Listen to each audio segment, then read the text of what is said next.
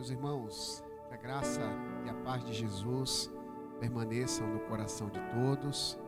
Sejam muito bem-vindos a este sábado abençoado. Quero também cumprimentar o pessoal de casa que está nos assistindo. Nosso culto aos sábados, via de regra, é híbrido. Acontece no modo presencial e também no modo virtual.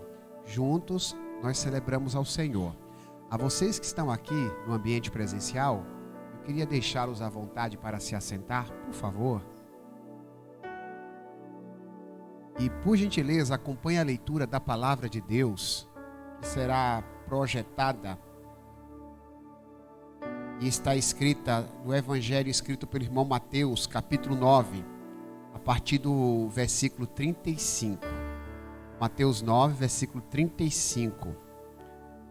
A palavra de Deus diz assim: E percorria Jesus todas as cidades e povoados, ensinando nas sinagogas, pregando o evangelho do reino e curando toda sorte de doenças e enfermidades. Vendo ele as multidões, compadeceu-se delas, porque estavam aflitas e exaustas, como ovelhas que não têm pastor. E então se dirigiu aos seus discípulos: A seara, na verdade, é grande, mas os trabalhadores são poucos. Rogai, pois, ao Senhor da seara que mande trabalhadores para a sua seara. Pois bem, meus irmãos e minhas irmãs, esse é um momento reservado do culto para nós meditarmos na Palavra de Deus. A Palavra de Deus não é um simples ensino humano. A Palavra de Deus é uma oportunidade de refletir sobre verdades provenientes do coração de Deus. As verdades originadas de Deus são únicas e absolutas. E nós vamos fazer uma breve reflexão sobre uma dessas verdades. E para se tornar didática a nossa pregação, nós apresentamos o tema que já foi falado no início deste culto: há vagas. Há vagas. Uma reportagem datada do ano de 2002 noticiou que a produção de maçãs em Washington, Estados Unidos, tinha sido próspera naquele ano. A produção tinha alcançado números animadores. Para os irmãos terem uma ideia, segundo aquela reportagem, a previsão era de 109 milhões de caixas, pesando aproximadamente 18 quilos cada. A safra de maçã naquele estado americano seria capaz de produzir 109 milhões de caixas daquele fruto, pesando 18 quilos cada um. Este é o número de apenas um estado dos Estados Unidos da América. Apesar desta safra produtiva,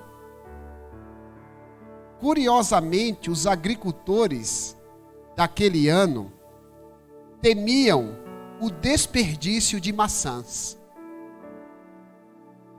E este risco de desperdício não se dava por causa do consumo dos americanos, pois certamente as maçãs seriam vendidas com facilidade. Havia uma expectativa de que as vendas fossem bem-sucedidas. Mas mesmo assim, os produtores de maçãs estavam preocupados. Eles temiam um grande desperdício. Sabe por quê? Porque essa mesma reportagem alegava essa mesma reportagem dizia que não havia pessoas se colocando à disposição para o trabalho de colheita das maçãs. Havia vagas disponíveis para esse tipo de serviço. O número de maçãs que as macieiras produziriam naquele ano era muito maior do que a quantidade de trabalhadores para colhê-las. Não havia colhedores suficientes. As vagas sobravam nas fazendas de Washington. E essa era a grande preocupação dos que produziam maçãs naquele estado americano. Utilizando como referência esse episódio que aconteceu 10 anos atrás, fazemos um paralelo com aquilo que o Espírito Santo quer falar com a gente hoje. Porque Cristo Jesus, embora não fosse um fazendeiro no seu sentido literal, vivia numa época onde a agricultura fazia parte do contexto econômico do seu povo. Vez ou outra, Jesus faz uso de elementos do campo para ensinar algumas verdades.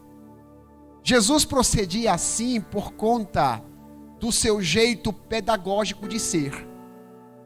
Porque quando Jesus proferia as verdades do Pai, o seu objetivo era ser o mais claro possível. Apesar de possuir uma sabedoria incomparável, Jesus se preocupava com a forma das pessoas interpretarem suas mensagens. E era muito comum ele fazer uso dos elementos cotidianos para exemplificar os seus ensinamentos. E nesta ocasião, registrada em Mateus capítulo 9, Jesus faz uso das figuras do campo. O versículo 35 diz que Jesus acabara de pregar o evangelho do reino e curar muitos enfermos. Multidões tinham sido abençoadas pelo seu poder. Multidões tinham sido tocadas de maneira sobrenatural. E após realizar coisas extraordinárias, a Bíblia diz, a palavra de Deus diz, que Jesus Cristo se dirige aos seus discípulos. E a maneira como Jesus aborda os seus discípulos tem tudo a ver com aquilo que Deus quer falar com a gente no dia de hoje. O que Jesus disse para os seus pupilos naquele momento apresenta verdades importantíssimas para mim e para você que está me assistindo. Jesus está falando sobre a relevância de comunicar a sua mensagem abençoadora para todas as pessoas. Jesus sempre se preocupou em abençoar todas as pessoas. Jesus é Deus de todos os povos, de todas as classes econômicas, de todas as camadas sociais.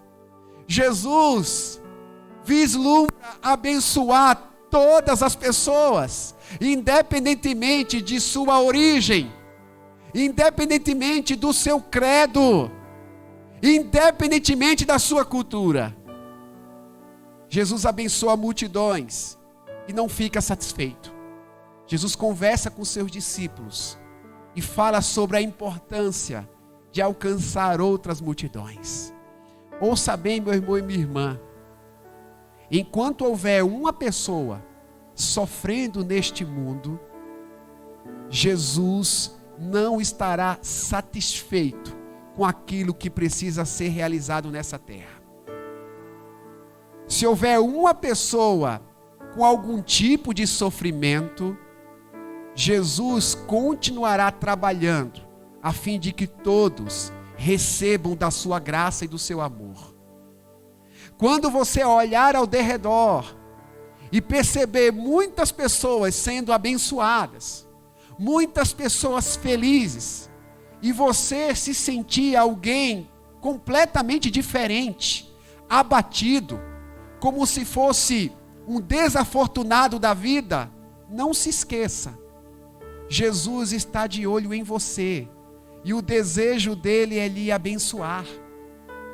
Todavia, essa passagem bíblica indica Jesus nos olhando de duas maneiras. Existem duas formas do Filho de Deus nos enxergar nesse texto bíblico. E eu gostaria de apresentar as duas maneiras de Jesus nos enxergar, para que possamos entender o que ele está falando com a gente. A primeira delas é a seguinte: Jesus nos vê como trabalhadores. Jesus conversa com seus discípulos, e Jesus diz: a seara verdadeiramente é grande, o campo é trabalhoso. Jesus faz uso dessa linguagem de agricultura, para dizer que todas as pessoas que o conhecem recebem a missão de trabalharem no reino de Deus. Você sabia que o objetivo de Deus não é apenas lhe abençoar, mas é abençoar outras pessoas que estão convivendo com você? Todas as vezes que você for agraciado pelas bênçãos de Deus, lembre-se disso. Deus não quer apenas lhe abençoar como um fim em si mesmo.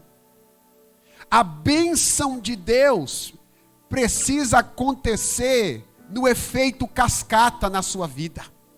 Deus quer que através de você outras pessoas também sejam alcançadas. Se em algum momento você for agraciado com a cura de Deus, Deus quer que a sua cura alcance outros doentes. Se em algum momento o seu problema familiar for resolvido, Jesus quer que o seu testemunho alcance pessoas cujas casas vivem em tormento. A bênção de Deus sobre você tem como objetivo abençoar outras pessoas. No reino de Deus não há espaço para egocentrismo, nem muito menos egoísmo. Nenhum de nós desfrutamos de uma posição privilegiada diante de Deus, em detrimento a outras pessoas.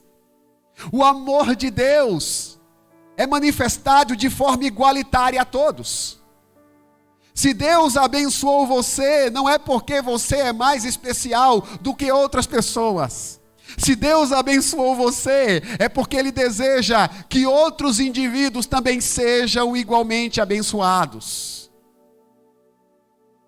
Deus te escolheu para ser alvo das suas benesses, a fim de que você seja um canal dessas benesses para quem faz parte do teu círculo de convivência. Deus te enxerga como um trabalhador. Jamais entenda Deus como alguém que existe somente para atender às tuas demandas materiais, emocionais ou mesmo espirituais. Deus é apresentado no texto como um grande fazendeiro, como um agricultor. E sabe o que Deus está dizendo para mim e para você? Na minha seara tem muito a ser feito. Tem muita fruta para ser colhida. E há vagas para o trabalho. Existem vagas para trabalhar no reino de Deus. Tem muita gente precisando de uma palavra de ânimo. Tem muita gente precisando ouvir um testemunho de alguém que foi abençoado. E Deus te abençoa para que outras pessoas também possam ser alvos da sua misericórdia. Lembre-se disso. Deus te vê como um trabalhador. Deus quer que você seja um servo. Alguém que põe a mão no arado. Jesus quer que você ponha a mão no arado e não olhe para trás. Trabalhe insistentemente, se coloque à disposição, a fim de que muitas vidas sejam alcançadas pelo seu amor. No texto bíblico, a gente encontra uma outra maneira de Jesus nos olhar. Depois de Jesus dizer que a seara realmente é grande, mas poucos são os ceifeiros, a Bíblia diz que Jesus profere as seguintes palavras: rogai ao Senhor da seara, que mande mais trabalhadores para a sua seara. Primeiro, Jesus enxerga este mundo como um grande lugar de trabalho. Jesus nos vê como trabalhadores. Nós somos servos, trabalhadores, que não trabalhamos apenas para ganhar dinheiro e para sustentar nossa família. Nós temos que viver neste mundo para abençoar outros indivíduos, para trabalhar pela felicidade de outras pessoas. É assim que Jesus nos enxerga.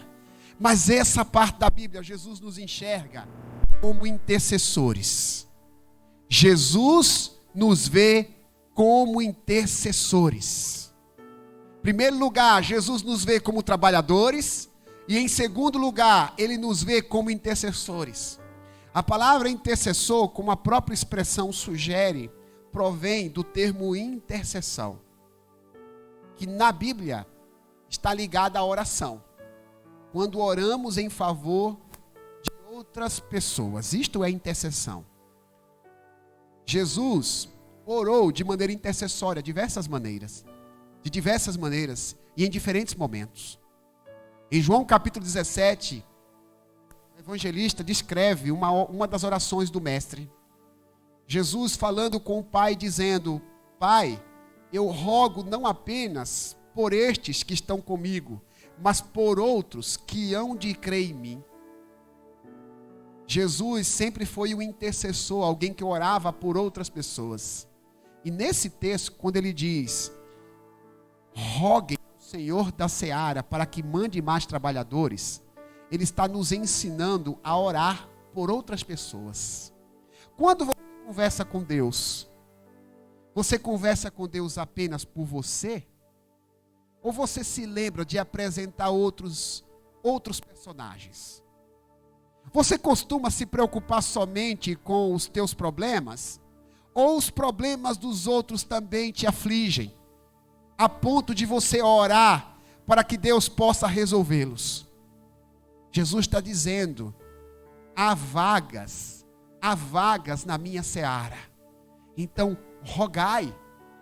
A palavra rogar, além de significar oração, aparece no sentido de súplica.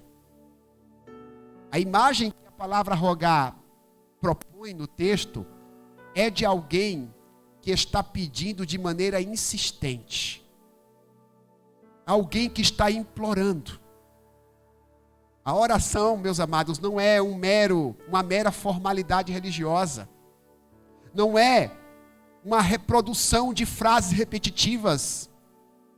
A Bíblia reprova a oração mecânica, a oração robótica, porque não é pelo muito falar que a gente é ouvido.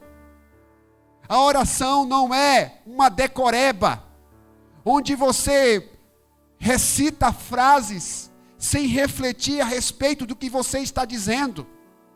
A Bíblia nos ensina que a oração é um diálogo racional com Deus. É uma maneira de nós interagirmos com o Senhor, nos expressando diante dEle de uma maneira que nós entendemos o que falamos. E Deus entende o que estamos sentindo. Nós temos que orar para que outras pessoas entendam o amor de Deus, tal como a gente esteja entendendo. Quando estiver conversando com o Senhor, lembre-se disso. Outras pessoas precisam ter a oportunidade que você está tendo. Você que me assiste, você está tendo a oportunidade de assistir uma mensagem, uma pregação do Evangelho. De repente, algumas pessoas, até por uma questão de formação cultural, não acessou este canal. Assistem outros canais de entretenimentos, canais de notícias, mas não sabem o quanto quanto seria importante também ouvir esta palavra. Há vagas para mais pessoas assistirem este canal. Você que está aqui comigo ouvindo o Evangelho, ouvindo a palavra, Deus te trouxe aqui, você está ouvindo a palavra de Deus. Mas existem pessoas que precisam tanto quanto você, mas não estão aqui. Há vagas para mais pessoas estarem aqui ouvindo a palavra. Jesus disse: orem para que o Senhor mande mais. Temos que orar por pessoas que estão presas na dependência química, presas no vício, presas na criminalidade, pessoas que estão presas no ateísmo, pessoas que estão presas na desilusão. O mundo precisa saber que ainda existe esperança, nem tudo está perdido, porque a palavra de Deus diz: feliz aquele cuja esperança é o Senhor. Jesus é a esperança. Se o Senhor tem nos revelado o seu amor, nos revelado a sua misericórdia e a sua palavra, precisamos orar por outras pessoas, para que também os seus olhos sejam abertos, para que elas sejam despertadas. Deus quer que mais pessoas estejam assistindo este canal. Deus quer que mais pessoas estejam aqui. Faça um compromisso, você que ouve essa mensagem. Ao terminar este culto, compartilhe aquilo que você aprendeu com alguém. A gente passa o tempo falando de tanta coisa. Por esses dias, a gente passou tanto tempo falando de política. Por esses dias, quantas pessoas passaram tempo falando de futebol. Não há nenhum problema em falarmos de política ou de futebol, mas a mensagem do Evangelho está acima de todos os outros assuntos. Não se intimide, ouse compartilhar aquilo que você aprende com Deus. Ore pelas pessoas, ore por aqueles que sofrem. A sua oração pode ser um meio pelo qual Deus vai abençoar muitos indivíduos. A seara verdadeiramente é grande, mas poucos são os trabalhadores.